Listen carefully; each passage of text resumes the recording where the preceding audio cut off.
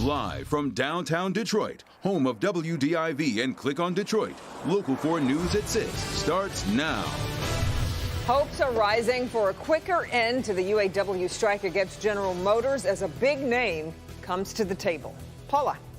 This is certainly a story that has captivated so many. A mother's desperate fight to keep her child on life support. Today, she believes she has lost that fight. I'll explain. Terrorizing a local neighborhood and leaving bullet holes in a family home. Tonight, a local mother says her son is being hunted by students who seem to be armed. The mom you're about to hear from believes a group of teens are trying to kill her son over a social media spat. Well, now she's wondering where to turn for help after that car came down her street and someone inside opened fire. Sean Lay shows us the damage already done in one Ypsilanti neighborhood. Good evening from Ypsilanti. Looking at this home here on Jefferson, it is clear that someone could have been killed. Follow me this way. The home was shot up Wednesday evening. Here's where one of those shots hit the house. Come around the corner and take a look at this. Another shot then shattering this window. The mom who lives here says this is an attempted murder, plain and simple. She says Ypsilanti police need to act. Listen and watch. You are looking at a drive-by shooting. Crystal clear video from a home security camera video obtained by Local 4.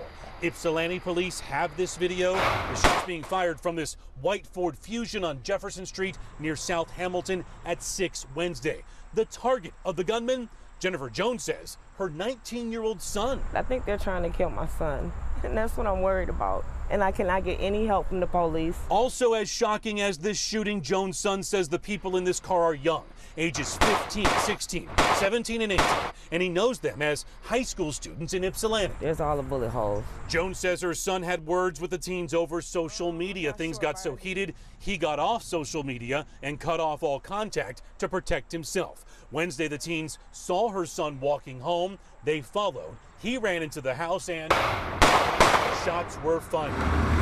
3 people were inside the home. Luckily, no one was hit. One bullet hole there, and I believe it's another bullet hole outside on the house itself. We just barely made it in. Barely made it in. Jones says Ypsilanti police told her they would look for the teens involved. She says it's urgent that they need to find them. These kids are in school, so why don't you go to their schools and arrest them? You know, they committed a crime. So I think they should be held responsible for it. We're live tonight. We did check with Ypsilanti schools. The superintendent tells me he checked with law enforcement in Ypsilanti right away today.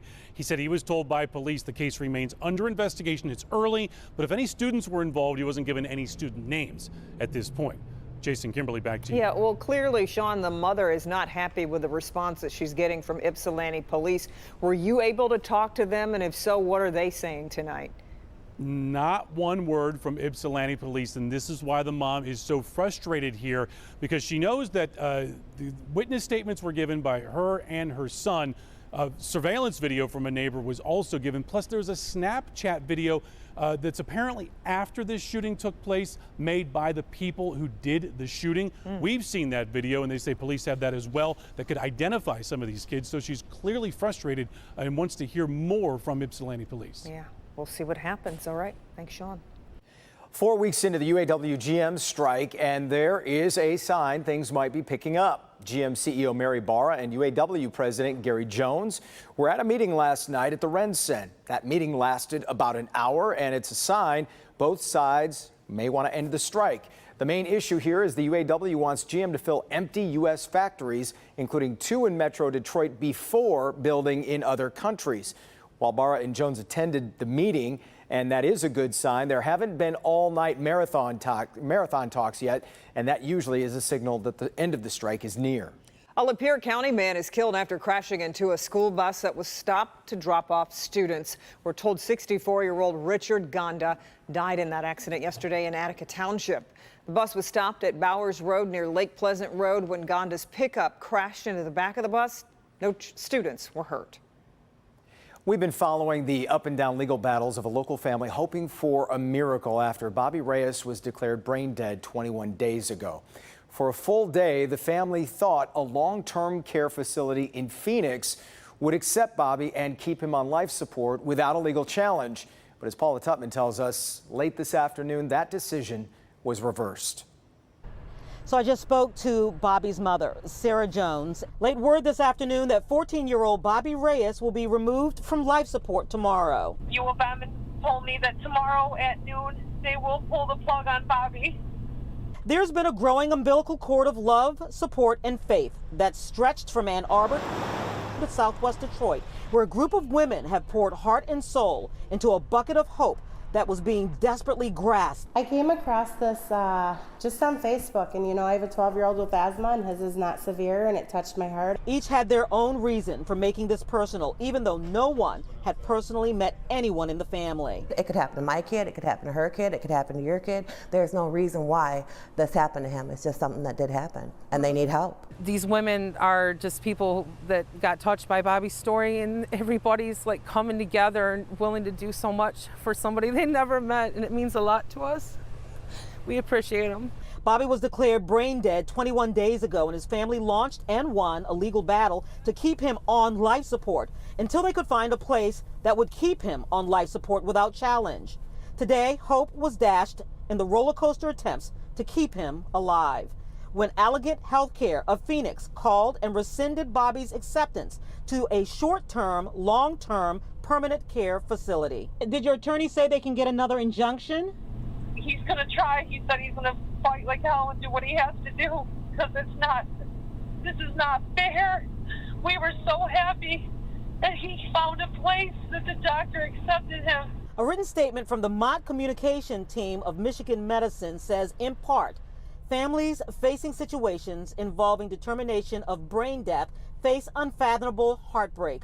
All of us empathize with the extraordinarily emotional process that families facing such matters goes through. We'll put the entire statement on our social media platforms. Paula Tutman, Local 4.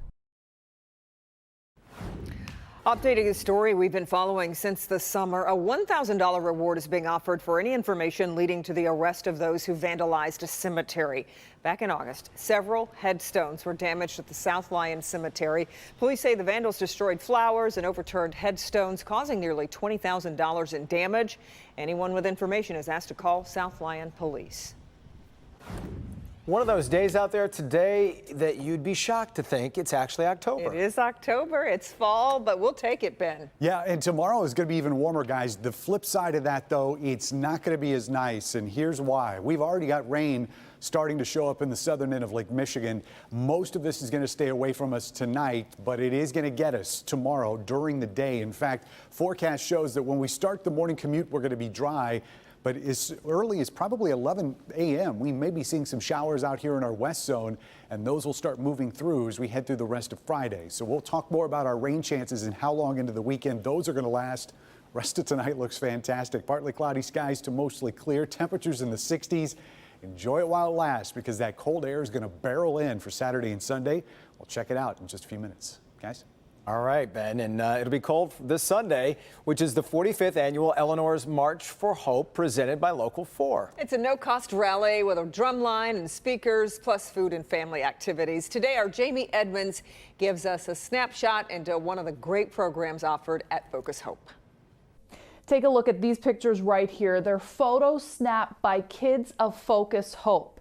Yes, they learn about the art of photography in this program, but it's also much bigger than that. Donrico Hawkins is an expert photographer now. Okay, not exactly, but he feels pretty confident after going through the Excel photography program at Focus Hope. It taught me how to not be antisocial, how to get around and talk to people of different age groups and different kind of people that help me kind of critique different kind of photos. The program is for students in 5th grade through 8th. About 20 of them meet once a week. Each semester, they focus on something different, like landscapes or portraits. What was your favorite photo you took? Portrait. And it was actually a picture of my best friend in the Focus Hope garden. Focus Hope is a renowned civil and human rights organization, and it's been around for 5 decades. They offer early learning and workforce development, advocacy, food justice, and youth development, where the photography program is offered. That's important to have active activities because it keeps kids out of trouble during after school time, and it's also enhance their learning. A lot of students have gone on to work in photography in their lives, but that's not the main purpose. The program is about excelling in life, and the skills learned here carry through. I think photography is a really great form of expression for young people because they're able to observe things in a new way and look and see things really acutely. It shows a lot of people how to be more creative and how to look at Detroit in a different way. Eleanor's March for Hope is this Sunday, 11 to 3. It gets started right here at the Focus Hope campus. And you know what? My favorite photographer here will be there. In Detroit, Jamie Edmonds, Local 4. You got your good side, Jamie. That's great. Well, this year's march will focus on the 2020 census. Yeah, many don't understand that each person counted in the census represents $18,000 in federal resources over 10 years. The march will facilitate dialogue surrounding community concerns and the importance of being counted. Yeah. All right, time now for a check of the national stories you'll see ahead at 6:30 on NBC Nightly News. Lester Holt joins us live from New York City with a preview tonight. Hi, Lester.